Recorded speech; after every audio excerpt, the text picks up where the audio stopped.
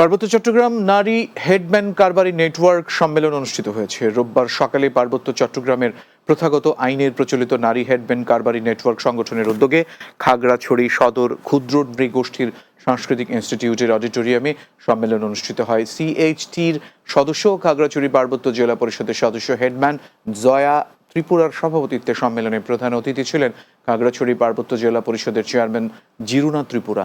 এ সময় উপস্থিত ছিলেন চাকমা সার্কেলের প্রধান চিফ রাজা দেবাশিস রায়, খাগড়াছড়ি মং সার্কেলের চিফের স্ত্রী রানী উ খেং চিং মার্মা, আঞ্চলিক পরিষদের সদস্য রত্তোৎপল ত্রিপুরা, অতিরিক্ত পুলিশ সুপার বিল্লাল হোসেন, অতিরিক্ত জেলা প্রশাসক রুমান আক্তার সহ অন্যরা। চট্টগ্রামস্থ বেসরকারি মাদকাসক্তি নিরাময় কেন্দ্রসমূহ মাদকাসক্তি থেকে সুস্থতাপ্রাপ্ত রিকভারিদের অংশগ্রহণে মতবিনিময় সভা ও মাদক বিরোধী সাংস্কৃতিক অনুষ্ঠানের আয়োজন করা হয়েছে। চট্টগ্রাম মাদকদ্রব্য নিয়ন্ত্রণ অধিদপ্তরের উদ্যোগে আয়োজিত সভায় প্রধান অতিথি ছিলেন মাদকদ্রব্য নিয়ন্ত্রণ অধিদপ্তরের মহাপরিচালক খন্দকার মুস্তাফিজুর রহমান।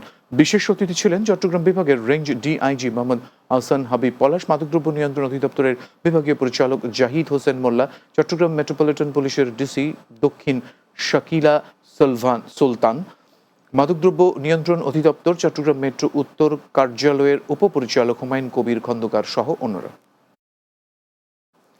চট্টগ্রামে আলহাজ মকবুল আহমদ জামে মসজিদের উদ্বোধন করা হয়েছে।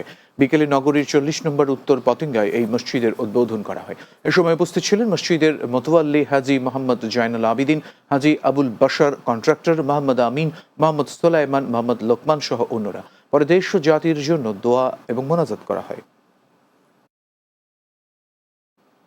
রাতের বাংলায় আবারও বিরতি নিচ্ছি, সঙ্গেই থাকুন। গাড়িটা আমার প্রেজেন্ট, আমার ফিউচার